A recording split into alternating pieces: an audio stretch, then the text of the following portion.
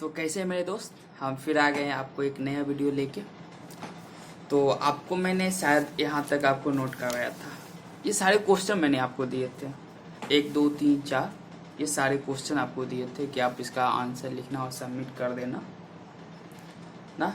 तो कुछ लोगों ने किया, बहुत अच्छा लगा, कुछ लोगों ने नहीं भी किया। तो मैं उनसे कहूँगा कि भाई पढ़ाई के सिवा कुछ नहीं है।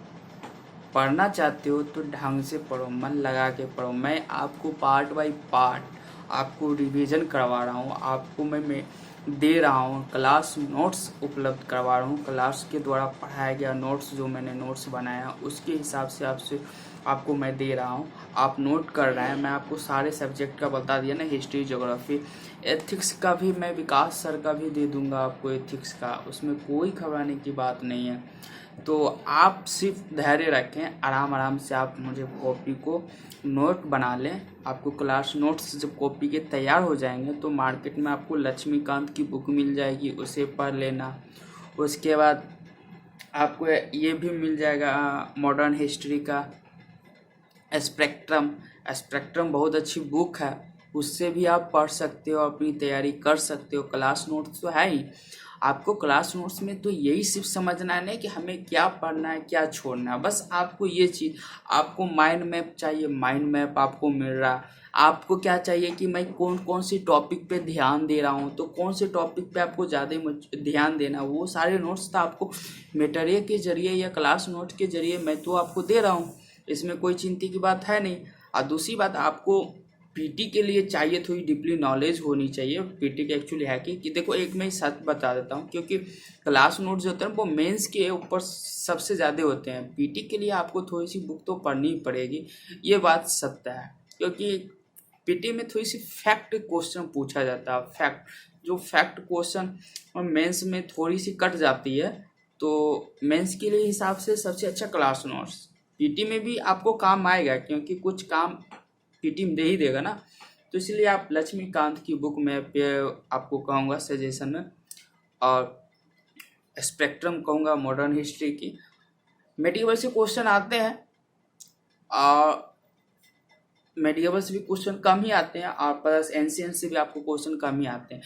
तो आपको रहा वर्ल्ड हिस्ट्री के पार्ट से क्वेश्चन, इसमें भी आते हैं लेकिन कम। अब देखो 2 साल से क्वेश्चन नहीं पूछा वर्ल्ड हिस्ट्री में, इसका मतलब ये नहीं कि आपको सिलेबस का पार्ट है तो आपको पढ़ना ही पड़ेगा। कहीं हो सकता है आपसे नहीं पूछ रहा तो कौन सकता है अगले साल पूछ ले, लेकिन आपको पढ़ना तो पड़ेगा। वर्ल्ड हिस्ट्री जब आपके सिलेबस का पार्ट है तो पढ़ना पड़ेगा एकदम।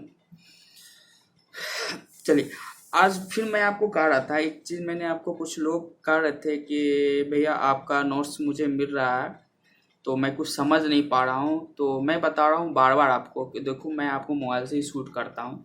तो मोबाइल से शूट करने का मतलब कैमरे से मैं शूट ही नहीं करता हूँ।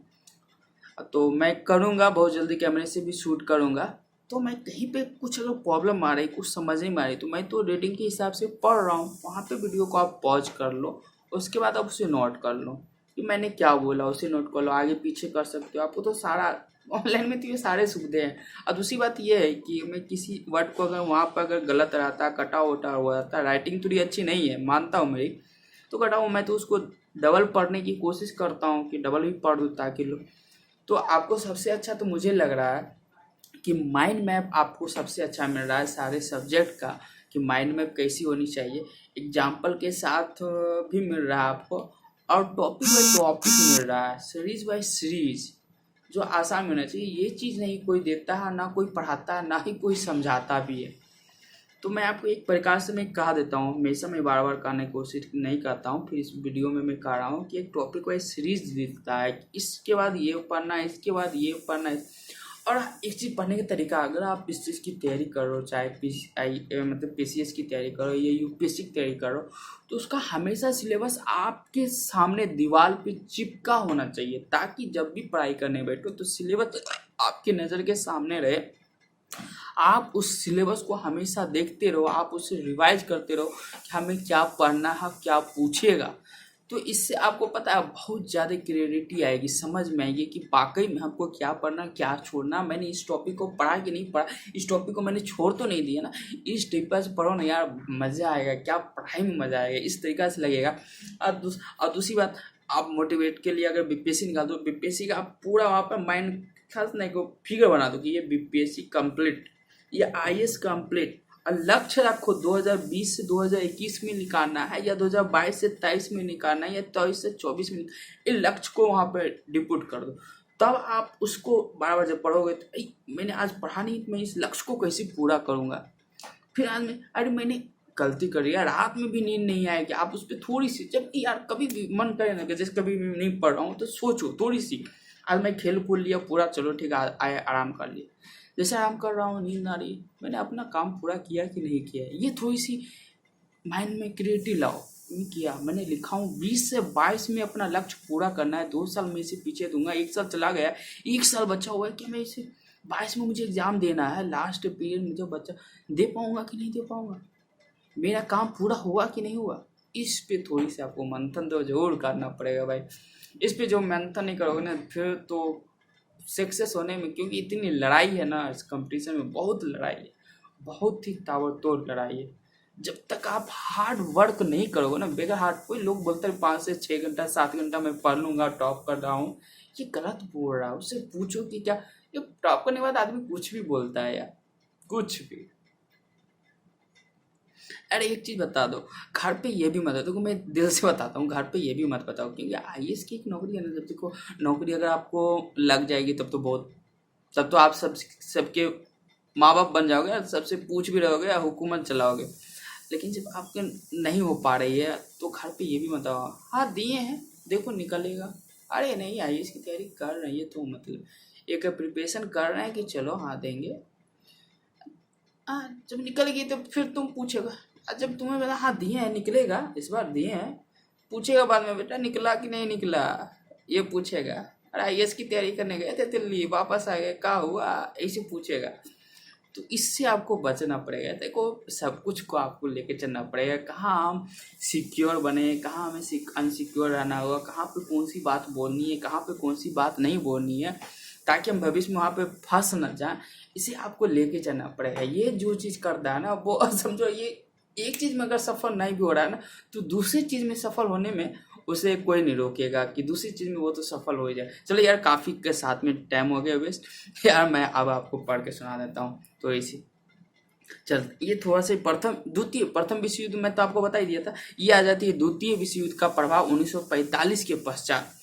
देखिए मैंने एरो लगाया, पहला पार्ट में लिखा 1941 का अटलांटिक चार्टर तथा यूरोपीय साम्राज्यों को झटका, फिर एरो लगा के लिखा संयुक्त राष्ट्र संघ का गठन, दूसरे में लिखा यूरोप की सर्वोच्चता का अंत तथा 2 महाशक्तियों यथा यूएसए एवं सोवियत रूस के द्वारा शून्य भरने का प्रयास, द्वितीय विश्व युद्ध के मध्य पश्चिम की पूंजीवाद शक्तियां एवं सोवियत रूस के बीच मतभेद के बिंदु, 4 नंबर दो भिन्न आर्थिक मॉडल पूंजीवादी एवं समाजवादी आर्थिक मॉडल तथा पूंजीवादी विश्व व्यवस्था की रक्षा के लिए नवीन संस्थाओं की स्थापना, यूरोप के एकीकरण की तलाश। अब देखिए ये 3 पॉइंट लिया गया है, एक ये पॉइंट, 2 पॉइंट और 3, ये तीनों एलो लगा के निकल गया। ये 3 से आप शीत युद्ध का आरंभ होगा, इन तीनों पॉइंट से शीत युद्ध का आरंभ होगा, समझ रहे हैं आप। 1941 का अटलांटिक चार्टर में यह प्रावधान था कि विश्व के विभिन्न क्षेत्रों में निवास करने वाले लोगों को आत्मनिर्णय का अधिकार दिया जाएगा।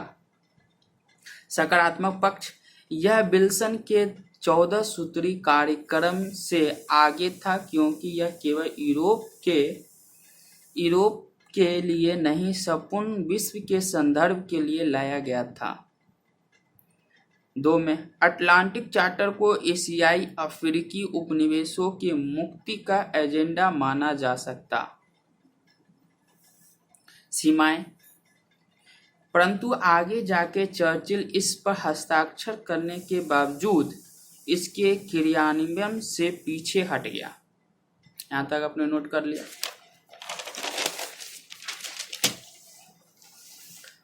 पॉइंट नंबर 2, इसके माध्यम से यूएसए अपने बाजार का विस्तार करना चाहता। 3 में शीत युद्ध के एजेंडा ने अटलांटिक चार्टर की प्रगति को रोक दिया। अब देखिए, अब आपके पास मॉडल प्रश्न आ रहा है, आपको क्वेश्चन भी मैं कई बार कहूँ, क्वेश्चन भी आपको हल करना पड़ेगा। क्या आप अटलांटिक चार्टर को एशियाई अफ्रीकी देशों को स्वतंत्रता का एजेंडा मानते हैं? अपने मत के पक्ष में उत्तर दीजिए।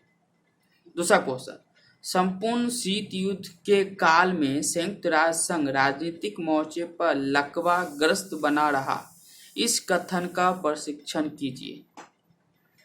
इसकी देखो, इसके थोड़ी सी मैंने आपको हिंट दे दिया है कि कमजोरी के निम्नलिखित कारण थे: उचित फंडिंग की कमी, यूएसए का वर्चस्व, वीटो शक्ति का प्रावधान, निजी सेना का अभाव। ठीक है, इसे मैंने आपको हिंट दे दिया कि निजी सेना का अभाव, वीटो की शक्ति, यूएसए का वर्चस्व। अब देखिए, तीसरा क्वेश्चन आपके सामने फिर आ रहा है। मैं सारे क्वेश्चन आपको करना पड़ेगा, मैं लिख के रख चुका हूँ, अगर आप बोलोगे तो मैं आपको पार्ट बाय पार्ट आपको उपलब्ध करवा दूंगा कैसे लिखा जाता है। कहा जाता है कि द्वितीय विश्व युद्ध के मित्र शांति के समय नहीं रह गए थे।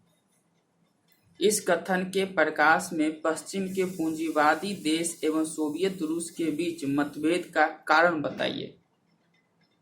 यह क्वेश्चन 3 क्वेश्चन आपको मिला है, इसे समझने का प्रयास करें। ये चौथा क्वेश्चन है, मैं आपको ये हिल जा रही हूँ, बड़ी प्रॉब्लम है।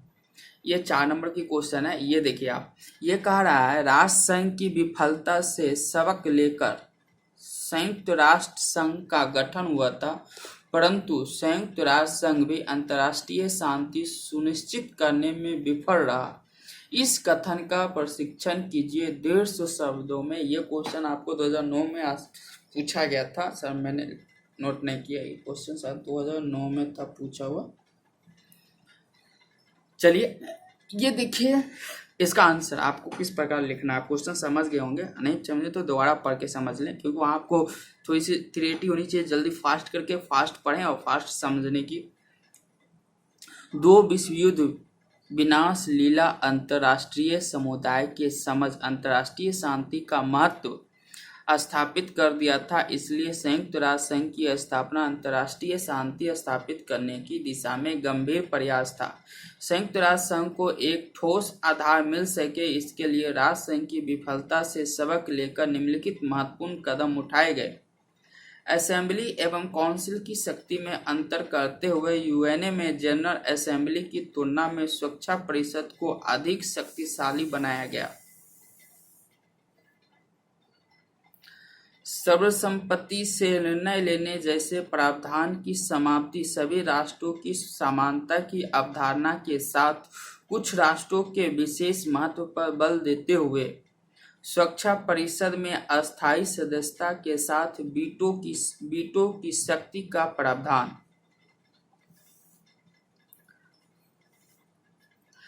सदस्यता एवं अधिकारों में व्यापक वृद्धि बावजूद इसके निम्नलिखित कारणों से यूएनए अंतर्राष्ट्रीय शांति स्थापना के मोर्चे पर आंशिक रूप में सफल। वीटो शक्ति के प्रावधान के कारण लगभग संपूर्ण शीत युद्ध काल में यह संस्था अपंग बनी रही।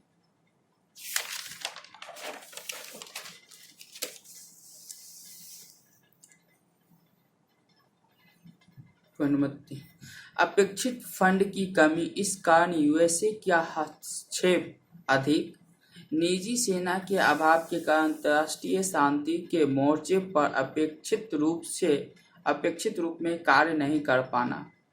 फिर आपके सामने एक क्वेश्चन आ जाता है, क्या संयुक्त राष्ट्र संघ वर्तमान में प्रासंगिक है? आंसर देखिए, निम्नलिखित कारणों से वर्तमान में भी प्रासंगिक है। प्रासंगिक समझिए, राजनीतिक मोर्चे पर भी किसी भी सरकार को वैधता दिलाने एवं अंतर्राष्ट्रीय जनमत को प्रभावित करने में इसकी भूमिका हो सकती है। दूसरी तरफ इसकी गैर राजनीतिक भूमिका कहीं अधिक महत्वपूर्ण है। नंबर 1, विश्व खाद्य संगठन भूखमरी एवं अकाल के मोर्चे पर, विश्व स्वास्थ्य संगठन टीकाकरण एवं एड्स तथा कोविड की रोकथाम के मोर्चे पर, मानव अधिकार की सुरक्षा के मोर्चे पर कार्य, पर्यावरण संकट के मोर्चे पर, परंतु यूएनए में अपेक्षित सुधार की जरूरत इसका संगठन 1945 की जरूरत अनुकूल 1920 के दशक की जरूरत के अनुकूल नहीं थी।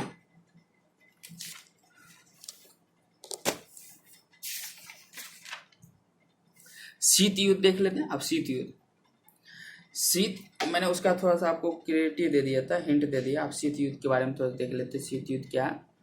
यह विशिष्ट प्रकार का युद्ध यथा एक मनोवैज्ञानिक अथवा कूटनीतिक युद्ध जिसका उद्देश्य एक गुट के मूल्य पर दूसरे गुट के प्रभाव क्षेत्र का विस्तार करना। शीत युद्ध समझ रहे हैं? एक गुट का दूसरे गुट पे विस्तार प्रभाव। यूरोप में शीत युद्ध का प्रभाव तथा यूरोप का विभाजन। पूर्वी यूरोप के देशों में सोवियत रूस के द्वारा ऊपर से समाजवादी सरकारें स्थापित किया जाना। यहाँ पॉइंट लाए। सोवियत रूस, पोलैंड, पूर्वी Germany, Hungary, Yugoslavia, Czechoslovakia, Bulgaria, Albania एवं रूमानिया, ये सारे। मार्च 1948 में समाजवाद के प्रसार को रोकने के लिए ब्रिटेन के नेतृत्व में 6 देशों के द्वारा मिलकर ब्रुसेल्स संगठन का निर्माण। बर्लिन की नाकेबंदी का मुद्दा तथा दोनों गुट के बीच तनाव। अप्रैल 1949 में नाटो का गठन। 1955 में पूर्वी यूरोप के समाजवादी देशों के द्वारा सोवियत रूस के नेतृत्व में वर्साय पैक्ट का गठन। फिर आपके सामने क्वेश्चन आ रहा है, ये क्वेश्चन है, द्वितीय विश्व युद्ध ने यूरोप में विभाजन एवं एकीकरण दोनों को प्रोत्साहन दिया। प्रशिक्षण कीजिए 200 शब्दों में। विभाजन के संदर्भ में देखते हैं। पूर्वी यूरोप के समाजवादी देश एवं पश्चिमी यूरोप के पूंजीवादी देश। पूर्वी यूरोप के समाजवादी देश एवं पश्चिमी यूरोप के पूंजीवादी देश। शीत युद्ध एवं मार्शल योजना,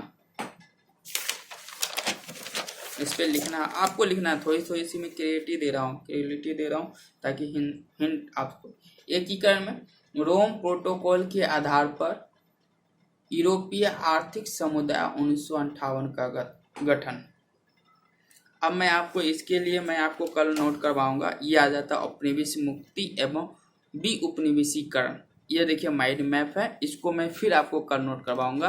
तब तक के लिए आप हमारे चैनल को लाइक, सब्सक्राइब और करना ना भूलेंगे। मैं आपको ये वीडियो कल मिलेगा आपको दोस्तों। तो आप हमारी वीडियो को लाइक, सब्सक्राइब और बेल आइकन जो होता है ना, उसे भी दबाना ना भूलेंगे, उसे भी दबा दें ताकि आपको जो नया वीडियो आपको हमेशा आपके पास पहुंच जाए। ठीक है ना? तो दोस्तों आपकी थोड़ी सी आज समझाने में हमको ज़्यादा समय लग गया, मैं ज़्यादा समय नहीं लेना चाह रहा था। चलिए टाटा, बाय बाय।